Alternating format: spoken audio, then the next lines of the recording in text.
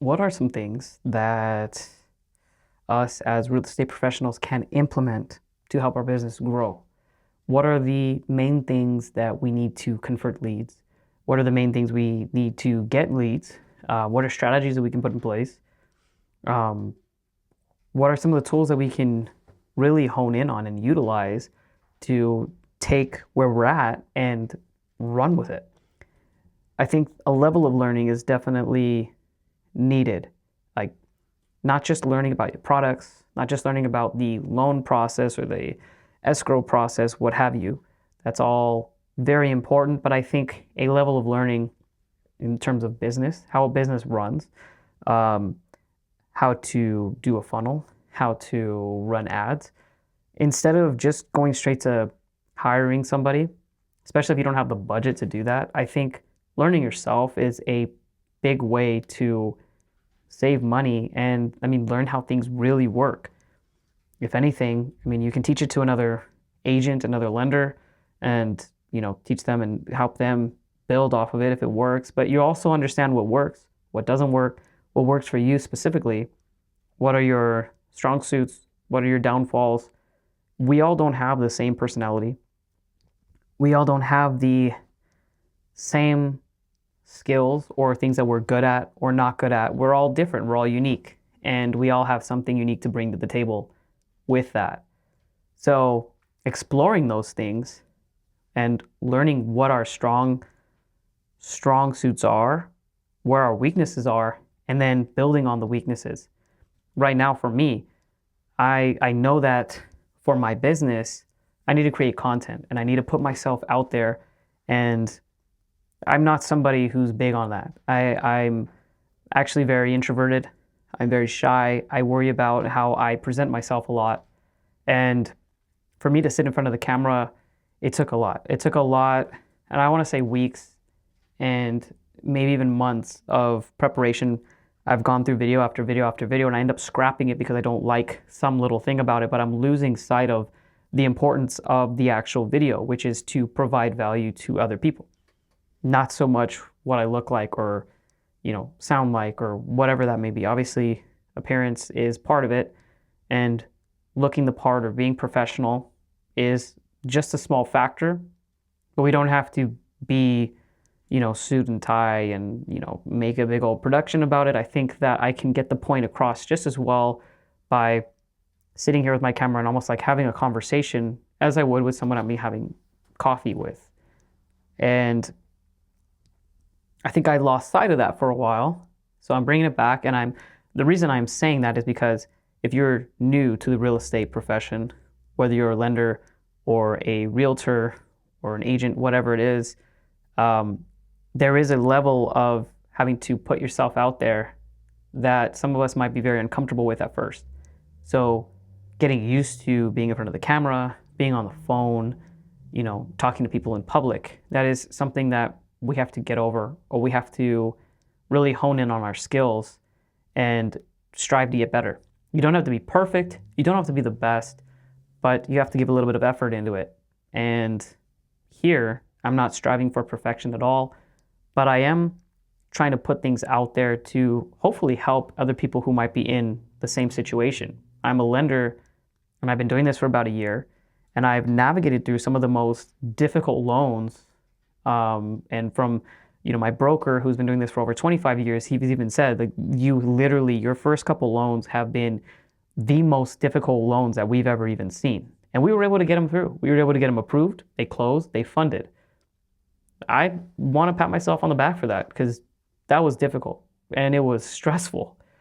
But I think a big part of it was being human about the process. And I think in some situations, influencers and gurus or people who've been in this industry for a long, long time, they've lost the humanity behind it, where they just become so focused on the commission and the income and the money and how much they're going to make, they lose sight of the process. And when things get bumpy, they don't want to deal with it. They want to jump into another one. And I'll give you an example because I sold my own home within the last year, and the first real estate agent was a friend of mine.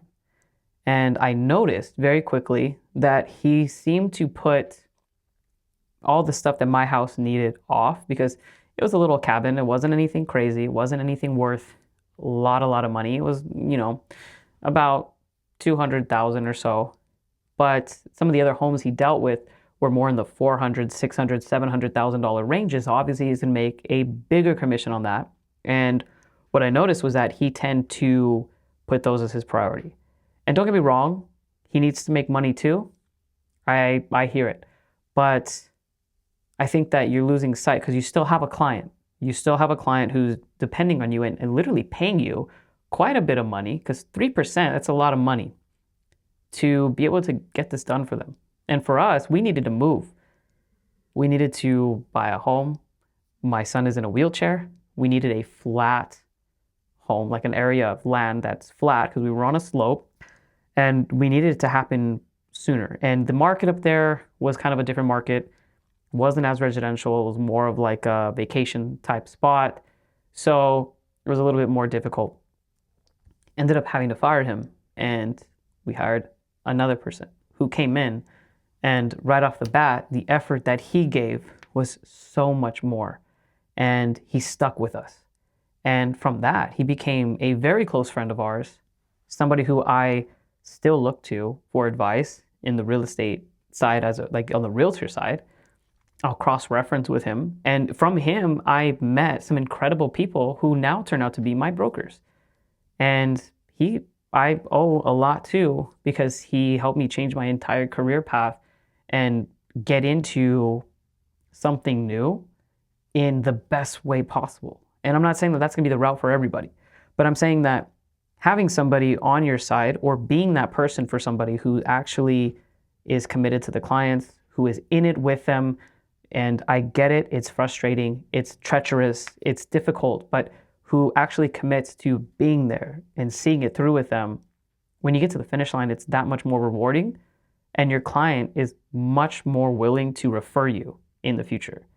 But if you're somebody who just sees money and you see like, oh, this isn't worth my time, or I'm not going to put as much time into this, you're going to probably end up losing. I mean, you might do well for yourself, but I think in the end, people are going to start to catch on that you're just money focused. And for those of you who skated by without that, then kudos to you. But I'm not that type of person, and I can't be that type of person. So I try to be very ethical and very moral and genuine. So for me, it is about money. Yes, I have a family to support and a mortgage to pay. But I want it to be genuinely about my client, where they're trying to go. And it's very hard when you have a lot of leads that don't pan out, and you spend money on these leads, and your clients can't qualify. So what can we do? Credit seems to be one of the biggest factors. So can we educate on credit? What about learning about the things that can help us build our credit? It's quite costly to hire a credit coach, and I will tell you from experience, I have done that. After a certain while, your credit can only build so much at a time. It takes time. And when you're spending all this money, it's hard to keep track of everything, especially if you don't have all this money coming in yet. So can we become a resource in that way? Because if we're able to educate them and they actually take action and they actually fix their credit, well, then they're going to qualify and they're going to come back to you and hire you as the lender because you help them get their shit together. It's kind of self-fulfilling in a sense. But I think just understanding where you're at and understanding that you have a lot of resources available to you, more than you might know or realize. And it's a reality check I've had to do with myself, which is why I'm here. I'm in front of the camera, and I am willing to put all that on here. I think for this channel, that's what I want. I'm going to be diving into things. I'm going to be actually creating these things that I'm brainstorming about and seeing what works and what doesn't. And I'll be 100% honest with you. Can it be implemented, or can it be scrapped, or do I need to change something? So one of the biggest things that I think it's very important to start with would be, well, we need leads, because we need something to convert. We need clients. We need those clients to get a loan with us, in my position, right? And if you're a realtor or a real estate agent, you need clients to buy, sell. That's how you make your money. So how can we get leads? Well, we got to put ourselves out there. Well, we're not content creators by any means. I mean, some are, but like me, I'm not. So I'm having to learn tools to just bring a very basic level video, like a floating head video. There's so many different ways.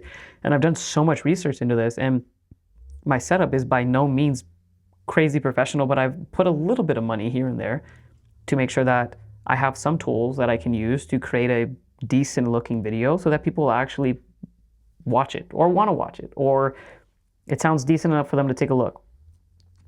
You know, from having a decent type of lighting to positioning, and it might not be perfect, don't get me wrong, because I'm still learning all this. So as we go, I'll be moving things around and trying new tools and trying new things, and I'd be happy to share them with you as I do. But that is going to be the whole goal for all of this.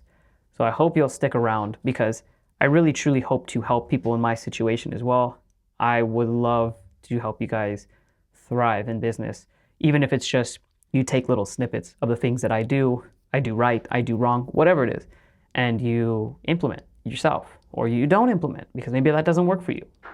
I'm not saying that everything that I do is going to work for everybody, and it might not even work for anybody, or maybe it'll just work for me, but I'm going to put it out there just in case. So I truly believe that we can learn a lot from each other, and having people share, maybe I'm doing something that they might have a fix for, or they might know a little bit more about, tweaks, advice, stuff like that. I think that'd be awesome. And I think that we can learn a lot from one another. Let's try to keep this clean. I asked that. You know, I understand there's gonna be trolls on here. It's kind of given, right? You're putting things on the internet. There's always gonna be that. But I do hope that from it comes a lot more positive than negative. And I hope that we can build off of this.